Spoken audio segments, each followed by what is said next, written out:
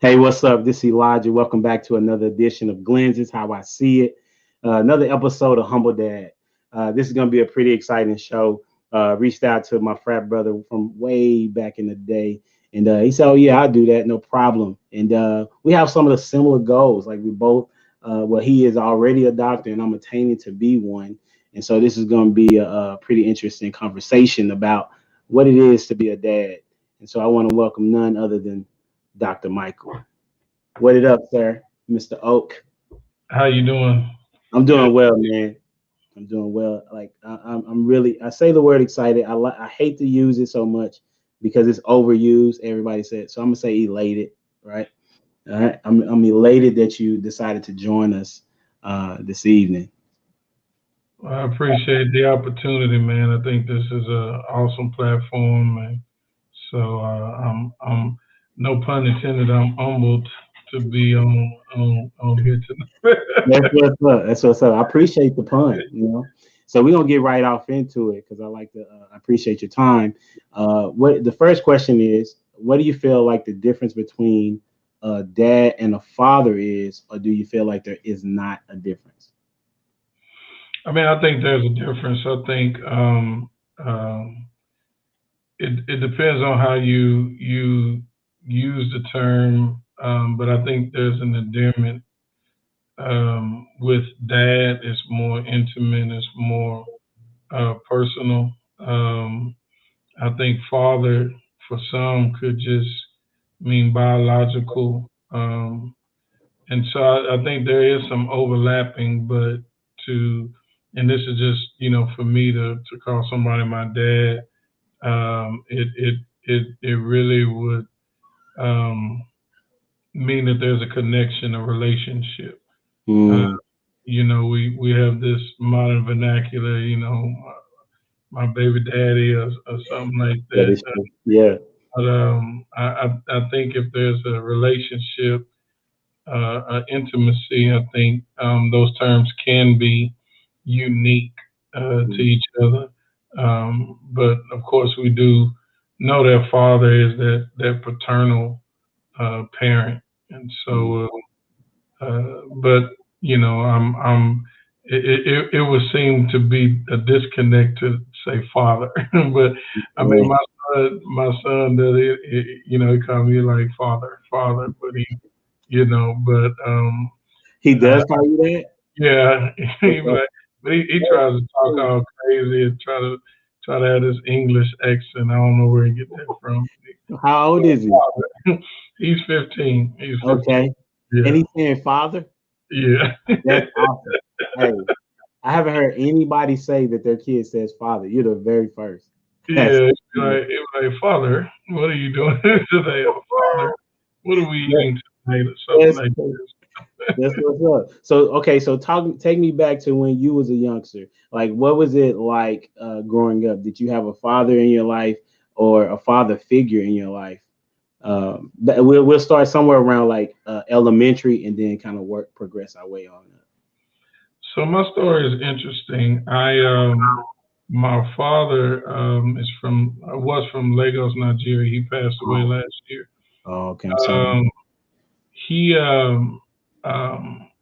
we lived together. Uh, I was born in Waco, and at the age of 1, I moved to Miami, Oklahoma, Wow. and he was a professor at NEO. And so we when we moved back to Waco, I was around the age of 6, and then he started traveling back and forth to Nigeria, and seemed like each time that he would go, the stays would get longer and longer. And so Mm, I really considered myself an only child, and so me and my dad really didn't have a close relationship. mm, And even when I speak on it, now at the age that I'm at, it has shaped and molded me in positive and in negative ways. I remember talking to a fellow pastor when I first started pastoring, and we was at lunch, and he was sharing that there was a book called Fraction of a Father. Okay. Fraction of the father. Yeah, Fraction of a Father, and he shared his testimony how that book helped him because not having a father in the household affected him and some of the choices that he made. And then I started to see myself in the same vein of my testimony being, I didn't have a father figure in the house.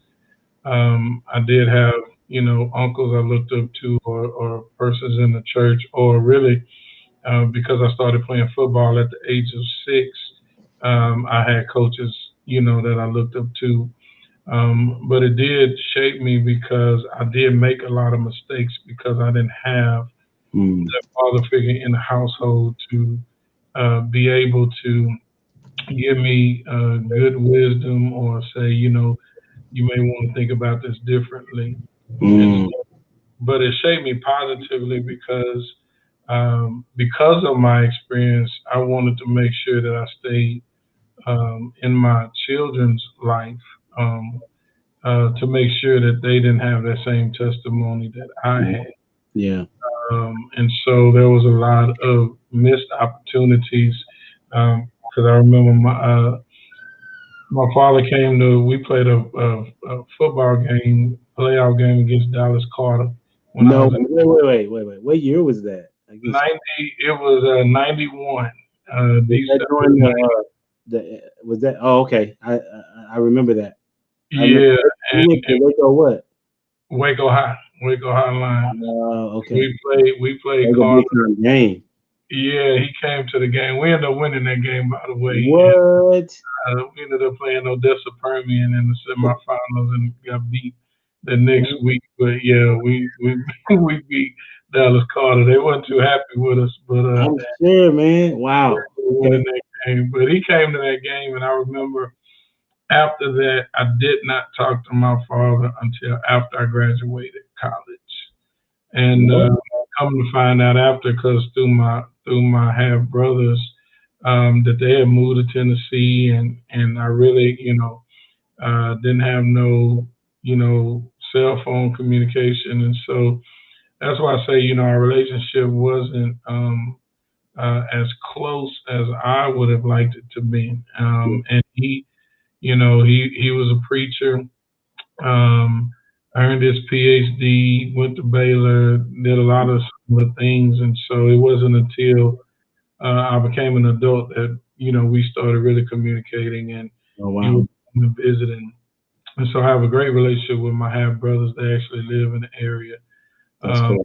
Austin area here, and so we have a great relationship. And so it did affect me growing up, but like I said, there's negatives, but it also shaped me because now I'm more intentional as it relates to being in my children's life, Mm, and especially for my son, so that a lot of the mistakes that I made, whether it be with women, money, life, whatever it is, that I can help give him that wisdom, and then he's gonna have to make his own decisions, but at yeah. least he can be there as that sounding board. That's what's up. We kind of have similar stories to a degree. Like my dad is um, he's a preacher. He has been since I can remember. He wasn't in my life. He had I have a half brother. I just call him brother. Uh, Hmm. because that's what he is ultimately. And he wasn't. I think it was about maybe around the same age that him and my mother got a divorce. Like Hmm. so, he was out of the picture. He was with somebody else, and there was no.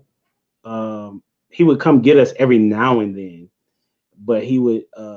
But it didn't seem like we were spending time with him. It just seemed like we were just coming over because it was his time to have us, right?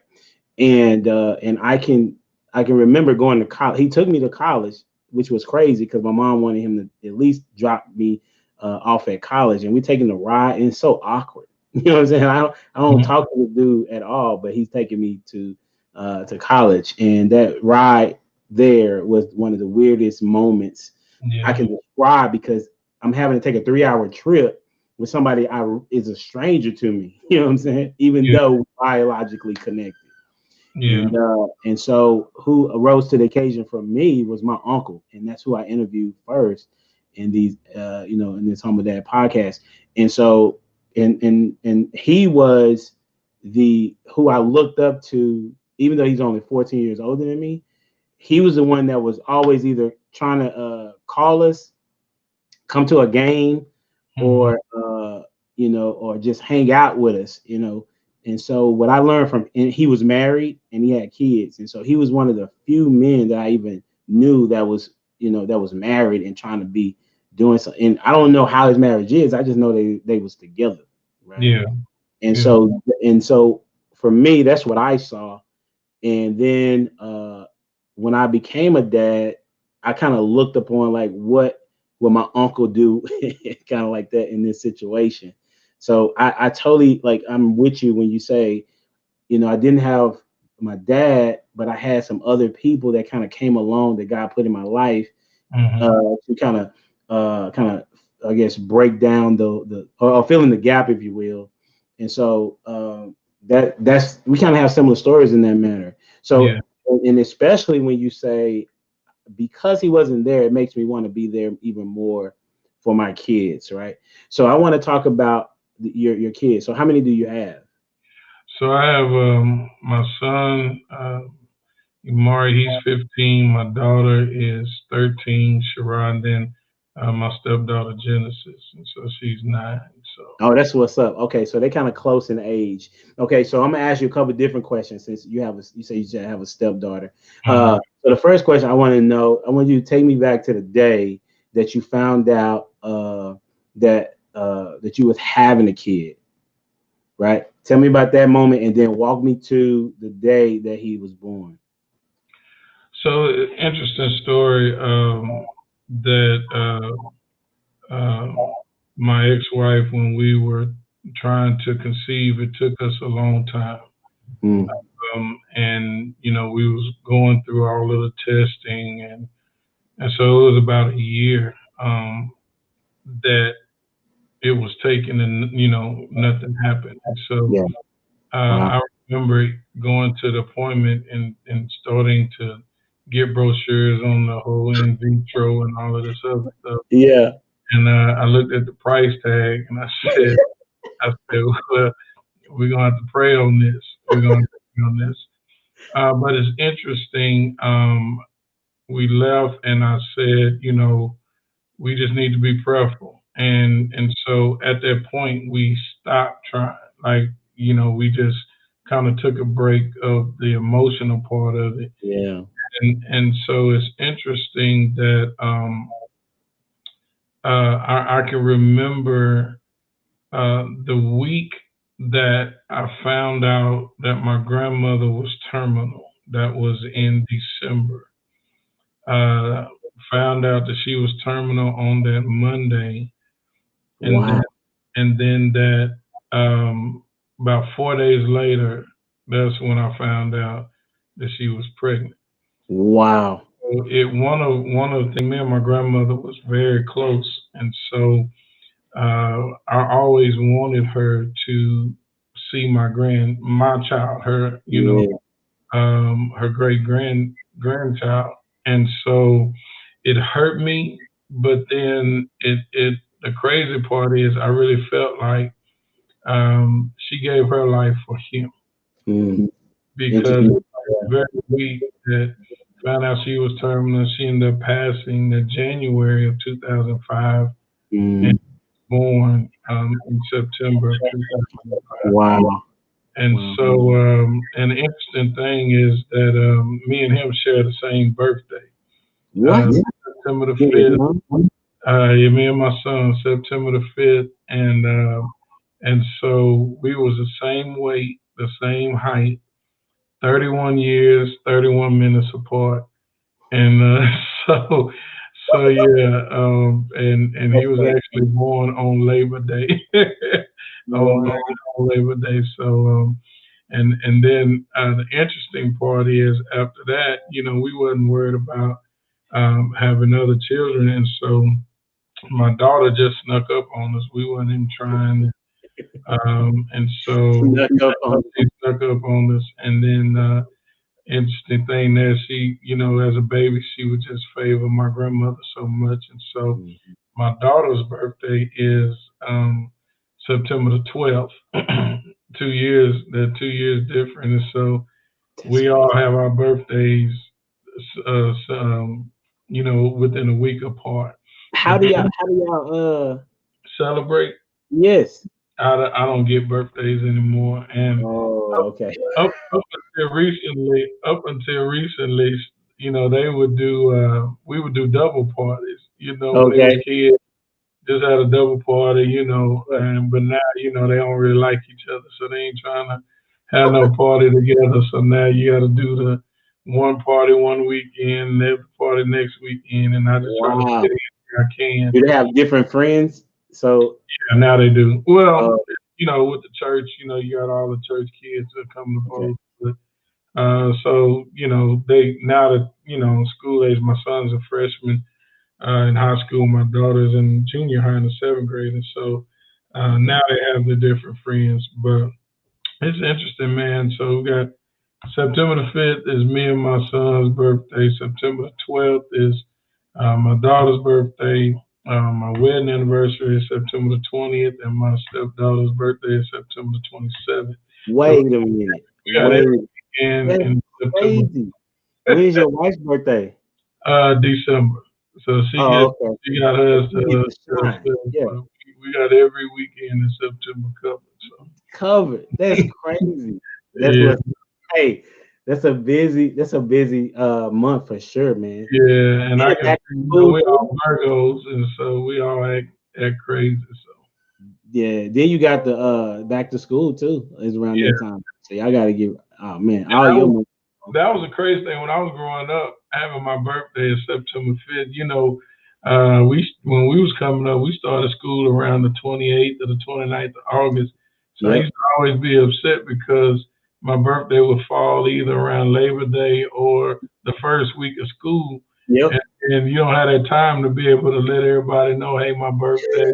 Kind of like everybody else the rest of the year get all, the celebrations. And I'm like, it's first week of school. Ain't nobody thinking about your birthday. And so That's funny. I found that, yeah. That's funny. So as you talk about your kids, like, can you talk to me about like what is something about your son, your daughter, like, and your other daughter? What is it that they the resemblance as far as the character? Like, what's something that you see in them that's also in you? Um, it varies. Yeah. Okay. Because my son takes on some of my characteristics and mannerisms. Athletics, he's gifted in athletics and different things like that. And then my daughter is just like mad technology. Like Okay. and of course I've spoiled her with that. She got the iPad, the AirPods, the iPhone.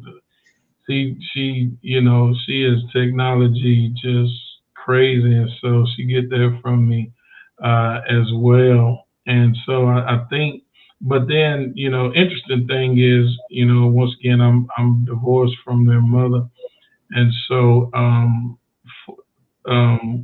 they were around. My son was around 5 when we got divorced, and my Mm. daughter was around 3. And so for many years, that I had to do the every other weekend thing, but we lived about 5 minutes away, so I was able to Okay. see them during the week and pick Okay. them up at school and stuff like that. But last year they both decided that they want to come stay with their dad, and so they've been living with me for the last year, and so it's been and then here's where the Lord works in. What?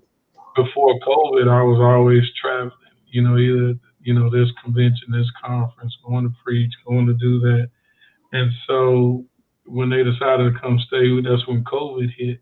And so I've been able, because not being able to travel for the last year, I've been able to be here Mm. for them, building that relationship. I take them to school, pick them up. Wow. At the end of the night, we sit down, do dinner, and all of the other stuff. And so it's allowed us to really build on that bond, that probably wouldn't have been as strong because I would have been, up and down the road, traveling, doing different things. But for the last year, I've been able to really be here day in and day out for them. And so it's, like I said, it's been a blessing. It's really been a blessing. That's what's up. So how did they transition with the younger sibling? Like what, because they're coming into her space, if you will, maybe. I don't know how the dynamics were prior, but like what how were they able to coexist, if you will?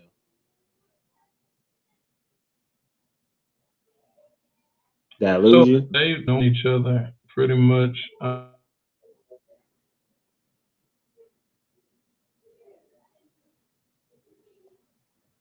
Let me see.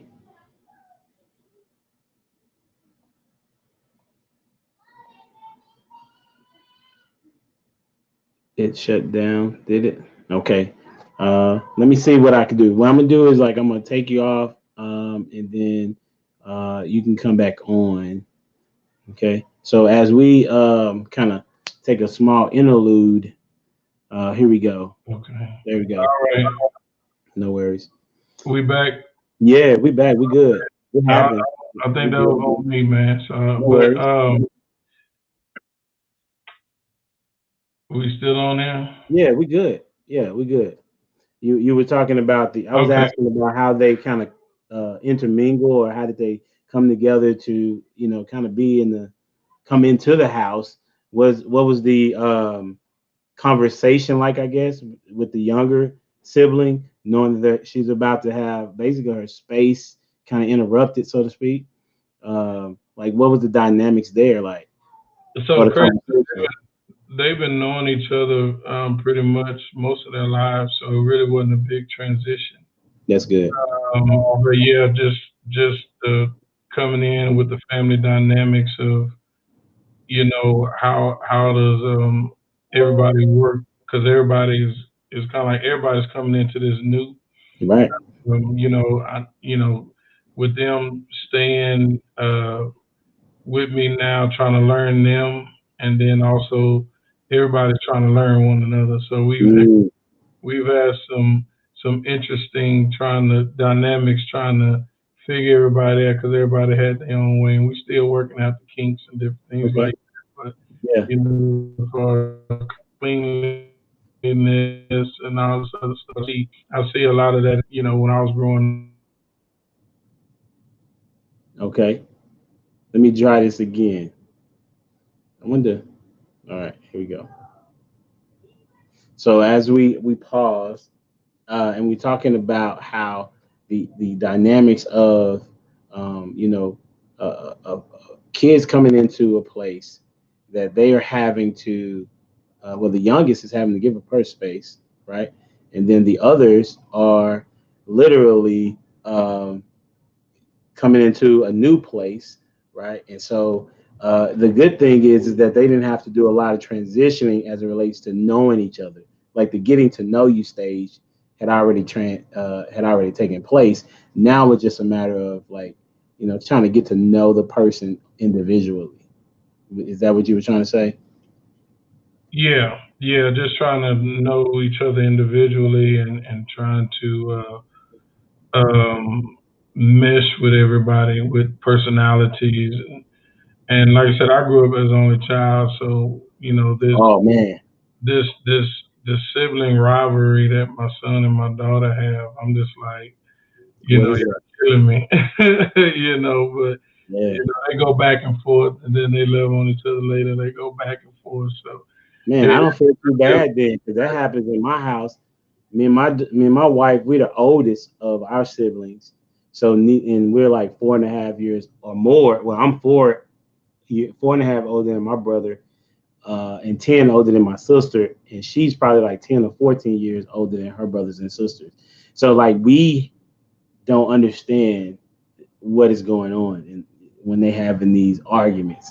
But yeah, that's what we find out. It's just it's a thing. it It's, is. it's It just what they is. do.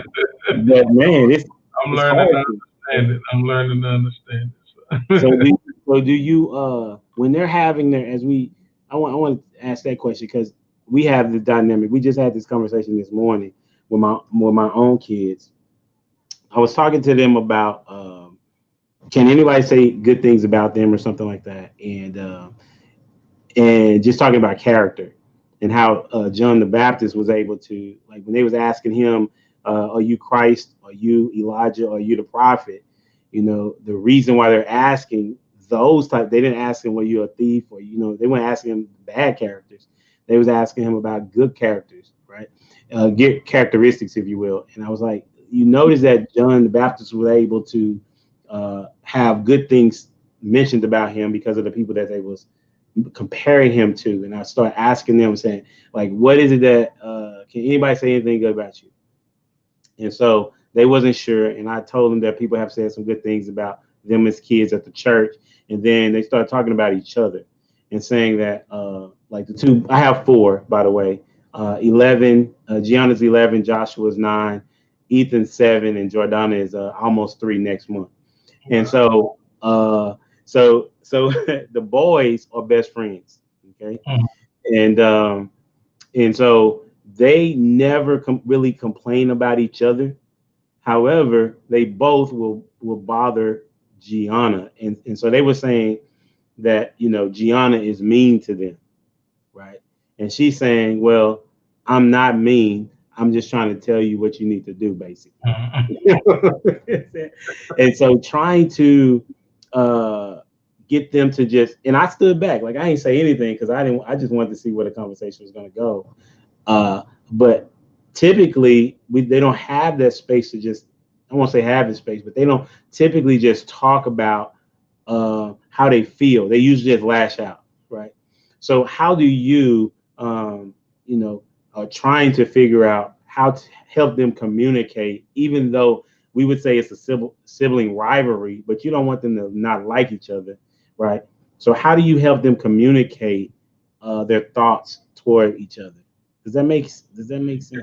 It does, and like I said, I'm on this learning curve Right. of how to do it, but I'm really just instilling and continuing to instill in them, love that they have to have for one another.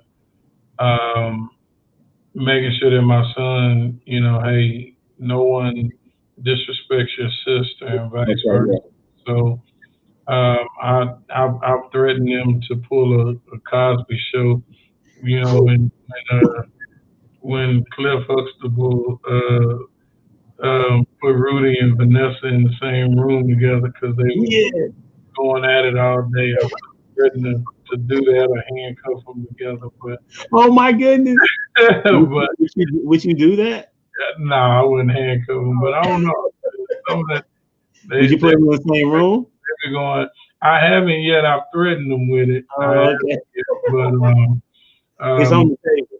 yeah. But I just try to get them to understand, how it feels, and they don't like it if outsiders talk about them, and so, or make them feel a certain way, and so I say, well, you're doing the same thing to your brother or your sister, and so Mm, getting them to understand that, hey, we got to respect each other, and because when my kids was smaller, they hated getting in trouble, yeah.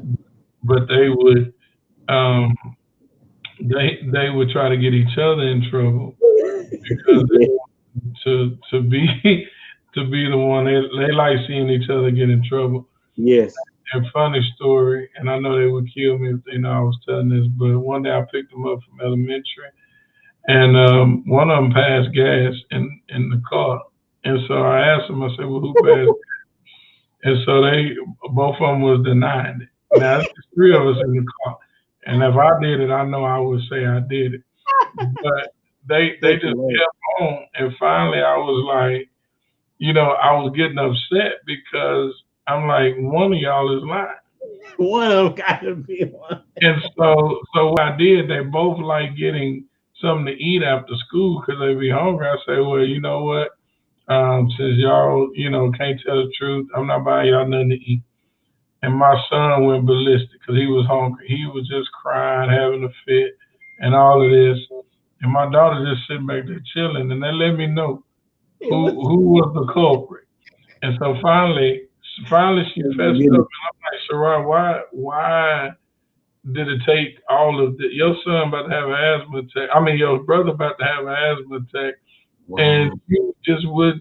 And I'm like, why did you lie? And she told me, I didn't want y'all talking about me. I'm like, really? It's things like that. It's just You would it was, rather get in trouble? yeah, it's amazing, man. But they love to see each other get in trouble. So That's now hilarious. a little bit better the older that they get. But I mean, to answer your question, it's a learning curve, especially now. They're teenagers, and so they're dealing with different things. They're being exposed to a lot of different things in school, and so making sure that they balance out. Hey, you're a PK, so you know what the Lord says do. You're being That's tough. Yeah. a lot of worldly stuff, and so here's how you balance that stuff out, and trying to help them, in that vein. That's what's up. So your other one, your youngest one is 9, is that right? So.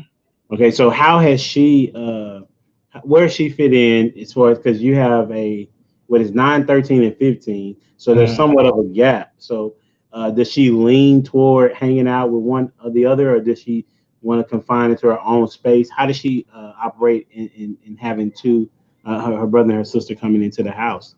Now her and her sister, they thick as thieves, so they Okay. hang out. My son is the one that's left out because he just Yeah. like, I can't relate to nothing they doing. So uh, Okay. so yeah, that's why I said it hadn't really been that much of a challenge because they hang out together, and even though there's a little age, a few years difference, they for the most part they get along, and so That's they okay. get most of the time. So, Yeah. so what have you?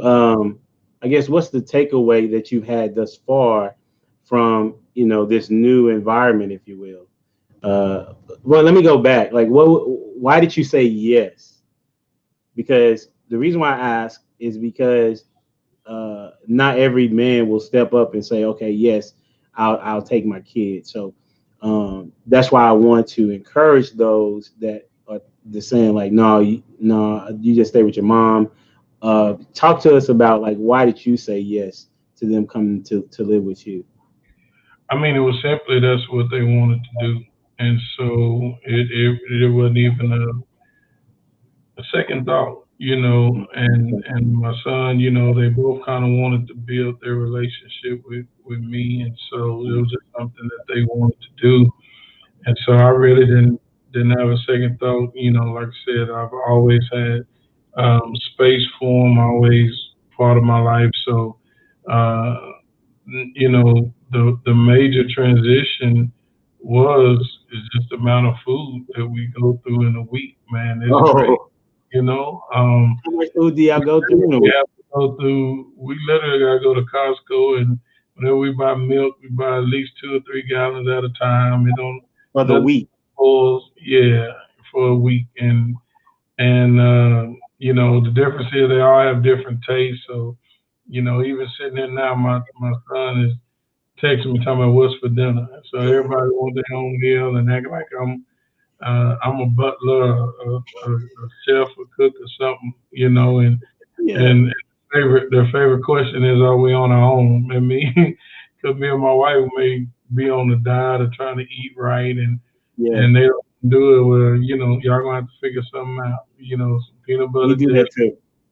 piece of rolls, something, find something in there. How it was growing up. They want to come talking about daddy. We ain't got nothing to eat.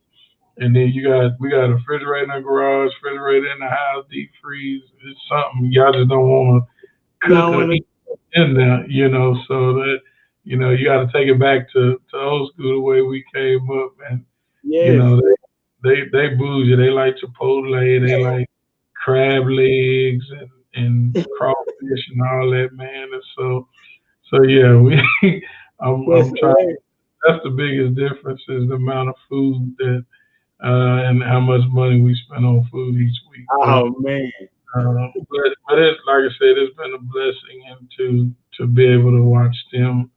just grow in the day to day. Um, and then it was a challenge with COVID because um, up until a couple of weeks ago, they was virtual since last year. Okay, And yes. I made them go back to school this last this last Why, this why last did you make year. them go back to school? This learning in front of the computer just wasn't getting it. Yeah, and yeah, and and and for me to have to go up and stand over them, like, man, I didn't get my teaching degree, so I know it's all y'all teachers, but that's y'all calling, man. And so, yeah, for sure. but especially my daughter, her grades were slipping because trying to learn off a computer every day, virtual, you get Yeah, lazy, it's and tough. and Hmm. so now that she's back in school, she's doing well, That's good. and so just having, kind of, okay, it's good. Now I can have the house to myself during the day to be able to do what I need to do. So, but it's been a blessing. It's been a blessing. That's what's up. So as you have so you have the three kids. So when do y'all start discussing like the mature conversations? And then when do you discuss college, or not even college, but like what are you gonna do after you leave the house? Like when does those conversations into the house? I mean, we really been having those conversations. Mature conversations, like we just had one last night about my son and his girlfriend, and just Okay. going down that road. But I haven't felt. I think, a lot of times we feel like our kids can't handle certain conversations, but not realizing that they're getting it at school. They're dealing Uh, with a whole lot of issues, and so if we're not either at the home or at the church helping them to navigate, then we're leaving the world and their friends to help them mm, figure out what it is they need to figure out. And so wow, I don't shy away that's a good from point. really any conversation with them because I used to go through their phones and their text messages, and some of this stuff, man, I'm like, wow, we wasn't talking like this when I was Wow. in seventh, eighth, and ninth grade. And so Yeah. I feel it's important to that I direct the narrative, uh, Okay. these, and not allow somebody else to influence them, because I'm failing to have these conversations with them. Mm, As far as like college and after they get out of here, my nonprofit, we do HBCU college trips during the summer, okay. That's and what's up. we You have to weren't give me that information. yeah, we weren't able to do it last year, but the last year before last, we took a trip. We took the kids to Louisiana, to Grambling, and then we went to Atlanta, went to Clark, Atlanta, and Morehouse, and then we took them to DC, to Howard and the Okay. African American Museum. And so, Yeah. of course, my kids went on the trip, and so they were able to see these colleges, and they know that this is a passion of mine, and I've taken them to SFA, back to our stomping grounds, and Mm, my wife is she's a graduate and alumni of Grambling, and so okay. we just went to their first home game a couple of weeks ago. So they've been exposed to college, and so they kind of know that that's pretty much the path that they want to be on. And so Mm, it just my job is to help them reach their potential, and it is what they want to do and accomplish. Uh, that's what's so up. so And yeah, she, I don't shy away from no conversation.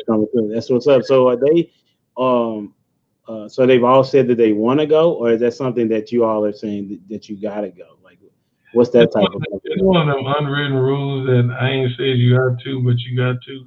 Oh, And, unless they have a valid reason as to why they don't want to yeah. go. But Okay. I think they're both interested in Okay. going, and and I think because they've seen my journey, Mm, educationally, that's uh, fair. my son, both of them were born when I completed my master's of divinity from Baylor, and Okay. then they went through the process of me getting my doctorate degree. And so Okay. last year, when I graduated, of course, because of COVID, we didn't have a traditional commencement. They did it Yeah. on the TV. And so we have an opportunity next month to actually go and do the commencement with the class of Okay. 21. Where is it at? It's going to be in Dallas because I graduated from Dallas Theological Seminary. So it's at Oh, one of okay. Dallas, yeah. And so That's at what's first I up. wasn't going to go. I'm like, I got the degree. Ain't no point in me walking. It's old news now. But she said I need to do it for the kids. So I'm going to go ahead and go and walk just for them so that they can see, because when I did it for my master, they were young, so they can see it and just kind of, get that experience to me. That's what's up. So, what made you want to take the path of education? Seems though that you said that you didn't have a father figure. Well, you didn't say you didn't have a father figure. You just said that your dad was in and out of your life, but he was a professor. So, like, what made is it was he the one that made you want to do that? Like, what kind of help me out, trying to You put the talk pieces as together. just like the level of education, or just like Yeah, what makes you? in Yeah, college? yeah, not well. College is when we grow up, it wasn't. That's what it was. Like it wasn't. Okay, let's try to do something outside of college. So Yeah, I'm aware of how you probably got that. But yeah. what makes you want to get to the doctorate degree, um, and then specifically get it in theology? hmm So I announced my calling in 2003, and I preached my first sermon in 2003. And Okay. funny thing, at that point, I was actually enrolled in the University of Phoenix because I was going to get my master's in marketing because my undergrad was in marketing from That's SFA. And so crazy. when That's I what I announced got my my master's in is in marketing. yeah, and so when I That's announced crazy. my calling, I was like, I feel preaching wise that we need to be educated, and so to me, seminary was the route to go, and so enrolled in seminary at Baylor.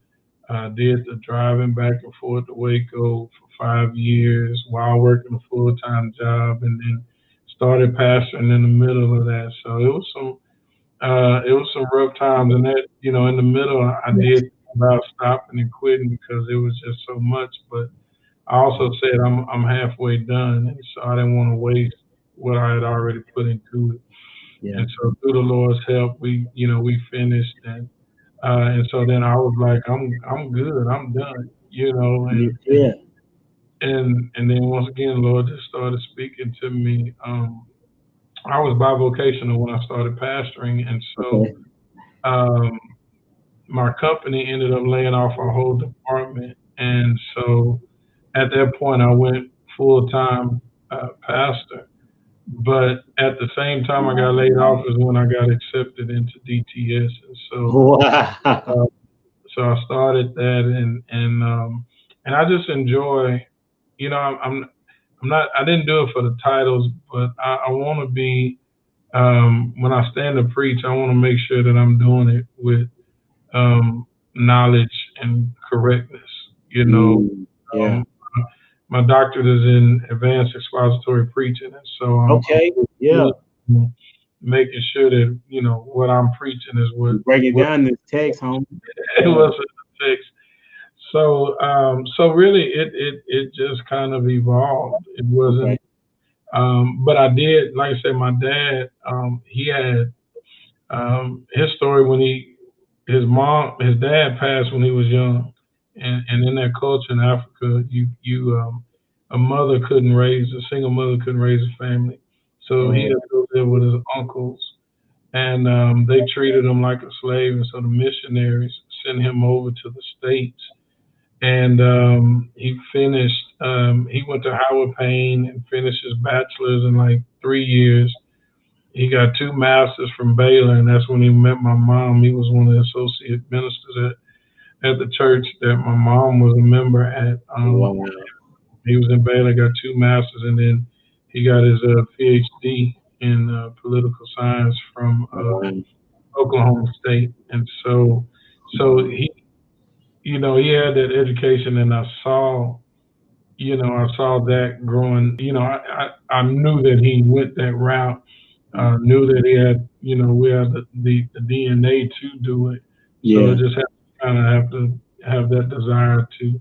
And me and my brothers, we are all go getters. Like got our hands in a lot of stuff. And so I think that that's the African in us, where always doing something. I can't sit still. Got nonprofit, got other companies doing this, doing that, just always Yeah. staying focused and because I also want to pass that down to my children and say, hey, you can do whatever you want to do. You just gotta work hard and just know you can achieve it and obtain it. That's So what's up. a lot of Yeah. that was for them, and a lot of me doing it early was because when they got to this age, um, where the teenagers and they're starting to really be active with sports Yeah. and stuff, I didn't want to be missing. That I was didn't want me. to, and I'm in school or I can't come to your games and stuff like Yeah. that. So a lot of that push to get it done, and with me graduating at the age of 45 with my doctorate, a lot of that had to do with I wanted to be here for my kids when they got to be a That's certain age. that's what's up. Thank you for sharing that. That like it's crazy how similar stories that we have in the context of seeking the higher degree, not necessarily for the title, but for the you like the knowledge and you want to be very well versed in what it is that you're dialoguing about. Mine is in, like I told you before, it's in business administration because I like to see I like organization. Like it's just very challenging for me to um, see something and then it's logistically out of order. Like it bothers me in that regard. And what's crazy is that I was about to stop doing my degree because I got into real estate investing and I saw that this was going to be an avenue that I wanted to transition to. And then I talked to one of my advisors, and they was like, um, "You're almost done." I was like, "What are you talking about?" I said, "I'm just taking classes." And then when I saw how much I was going to owe if I would have stopped without, I was like, okay, well, I'm gonna just have to suck this up." Yeah, And then prior to that, me starting, I was like, okay, if I start now, I should be able to be done before my oldest is like in the sixth grade or starting sixth grade. Well, I'm a year off, so to speak. I told her I'll be done by the end of her sixth grade year. It may be like the beginning of her seventh, right? And so I'm just like you in that way that I wanted to have as much time.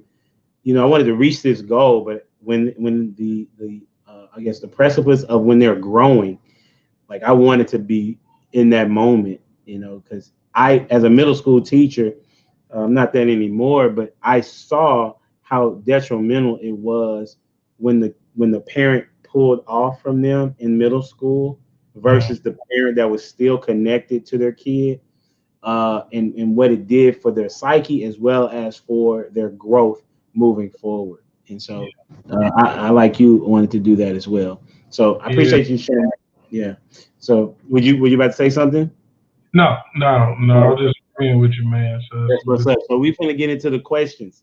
All right. Okay. These are some get to know you. You're gonna give me a number between 1 and 45, and then I'm gonna read it, and then you answer it the best way you want to. What's your first number? Let's go with 11. Okay. The first question is, when did you have your first kiss? When I had my first kiss. That's the question. Oh man. Oh man, this is embarrassing. Uh, see, I was a little mannish growing up, and so Okay, I see you finna preface it, Pastor. I I got think I think my first kiss was like at 6 years old, maybe. you. And I remember in elementary, one of my neighbors on the street, we used to be up under the car, kissing and all. So yeah, unfortunately, man, it was I A picked the little wrong early. number. I picked the wrong number. I started Hey, early. I understand. Listen, I got in. I give you a little bit of embarrassing moment for me when I was. I think that's like kindergarten age, right? So I think it was like first grade, kindergarten to first grade. Uh, I think this girl had probably like on a training bra or something, right? And I'm being inquisitive, right? And I pull it and Wow. snap it, and man, she's yelling, and then I get in trouble. You know what I'm Yeah. saying? So I was a little managed myself. All right, Yeah. what's your second number? I'm scared. Let's go with 5. All right, if you went back to high school, what would you do differently? Ooh, man.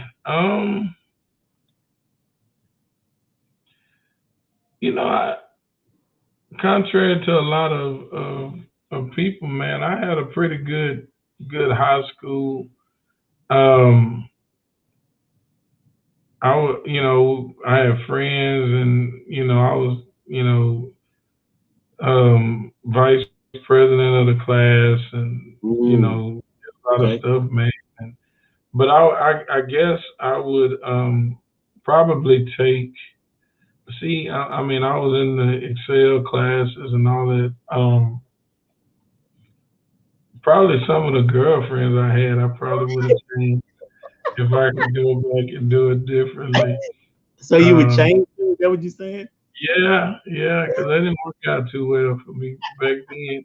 That's Um, so, that's so yeah, I would definitely change that. I probably would also, in hindsight, I had desired to play in the NFL, but not mm, realizing that my height would be a hindrance for the position that I played. But yeah, once again, it was a blessing, and I was offered scholarships and played that position through, but it didn't position me for the NFL, and that's I didn't know it at that time. But I mean, I really can't name too many, you know, what's up? that I would change at high school. Man, I That's enjoyed it. good though. And yeah, we had fun. That's good though. We get ready to have our 30-year reunion next year, but we really have a close knit class, and a That's lot good. of professionals in our class. So we had fun. We did it big, class of '92 style. That's what's up. That's what's up. Last number. So let's go with number 8. What is the best job you've ever had? Wow, the I guess I need to define best. Up Um, to you. You answer however you feel. You yeah, feel. I mean, all of my jobs has prepared me. I don't really consider pastoring a job. I consider it a Mm, calling. okay. I really can't throw that in the mix. I know this is what I was called to do. But as far as regular jobs, growing up, I've never worked at fast food. Never worked at fast. Really? I started out at Apple Tree grocery store and went to the movie Wow. theater, and so I That kind sounds. of did that. And after college, I worked some crazy jobs, telemarketing and security at Steinmart, and substitute teaching. But I guess my best job would be when I worked at Dell Computer. I Okay. was able to travel to Ireland and China, What? do some stuff and set up. So that really got me excited about international travel. I never thought Mm, I would travel internationally, and that was really the first time. Uh, going to Ireland, going to China, and so since then, of course, I've been many places. Went to Israel about oh 3 years wow. ago, and so. But that was, yeah, Dell Computer probably was my best job, as far as money and stuff. Now, That's what's. my worst job was in college when I was in Waco in the summer. Uh, I was working at, I got a job at FabNet, What is and that? that FabNet is where they printed like the football jerseys, like the Okay. practice jerseys, and they print the numbers on them and stuff. And Yeah. so my job was I had to wear this big old mask, and I had this high pressure gun that if there was a splotch off of the number, I had to shoot it and fix it. Right, man. I was working with people that I couldn't speak their language. Oh Uh, man. they wanted me to come in at 6 in the morning and get off like at 6 in the afternoon. And so I did it for 2 days. And then the third day I went You in, and at, know. at lunch I went to my aunt. I walked to my aunt's house. I like I can't go back. And then the next morning I called. I said I'm gonna have to quit because my coach wanted me to come back to to, to Nacogdoches for football. And man, I left that thing. I couldn't. I couldn't. Wow. Yeah, I Wow. couldn't. That's I what's couldn't. up. Hey, Yeah, 2 days. two Wow. days. Two Hey, days. man. I, Okay. Well, when you know you don't want it, hey, some people nah. quit sooner than that. So I mean, I if it's a job that I don't like to do, I'm getting up and going in a place that's not fulfilled. Life is too short. So they for had me sure. laying brick out there in front of Hall 20 when they did their little pond, Yes. and they had me out there laying brick. I think I worked about 3 days, and I said, man, you know what? I'm just gonna eat some green beans and ramen I'm noodles in the rest of the summer till we Yeah. have and I'm not. Yeah, no, I I'm used to like, make. I worked for housing for a couple of years, and I lucked out because most people had to do what you're talking about, like move beds and stuff like that. Well, I mhm, got the easy job of just mopping and sweeping like the ROTC building, and like it was a little portable in between the girls' dorm and then like the forestry building, and yeah, then I had to clean the forestry building, and like my boss was so cool, like all I had to do was clean it, and I could go, and he still give me 4 hours. So wow. it took me about an hour to do all that. You know what I'm saying? I That kept. was, that laying brick was the only job I ever worked in Nacogdoches. I'm telling you, Oh, the only one. And when I was wow. at home, if the summers that I was at home, that one job that I didn't finish, and then I think I worked at 7-Eleven for about 2 weeks, and I think I worked at the newspaper, Waco Tribune newspaper, for maybe 2.5 weeks. I ain't stay Hey, long. they say you can't get a job though. Yeah, I get them, but I ain't. Yeah, so That's what's up. I want to be a professional. They look at my size and be like, "Oh, we We gonna put we in the think he work. gonna be lifting," but nah, I couldn't fool with that. That's what's up. Well, thank you for sharing, man. I really appreciate it. This has been dope. For all those that are listening, make sure you like, share, subscribe, and comment on it. So we're gonna get into the last two questions. The next to last question is, which TV dad would you say you resemble the most, whether it's characteristics or teaching style or dad style? I'm gonna have to say I'm gonna have to say Cliff Huxtable. I ain't gonna say Bill Mm. Cosby. But I'm gonna say Somebody Cliff. else said that too. Yeah, I'm gonna say Cliff Huxtable. Okay. Only because growing up watching the Cosby Show, I liked how he engaged with his kids, but he also had that sense of humor. Okay. Um, and some of the episodes, like how what he did with Theo with the money, That was that episode one, I think. yeah, that would be me with my Mm, son, or yes. talking bad about guys, that Denise dated. And then now I'm starting to get long winded with my lectures and stuff. You So too? yeah, man. So that's how I would have to identify. Family Matters. I'm not Carl. I'm not Philip Banks on the Fresh Prince, and James from Good Time. I show when I'm not a hard head. So I would have to say Cliff Huxtable. That's what's up. I appreciate you sharing. Then the last question is, what would you like your kids to say about you? How would you want them to remember you? Really, just that I was there for them, and that I taught them um, how to be the best that they can be. You know, I tell my son because he, kind of goes back and forth as far as sports and stuff, and I say, I'm really just here to let you know what your options and opportunities are, and something that I didn't have.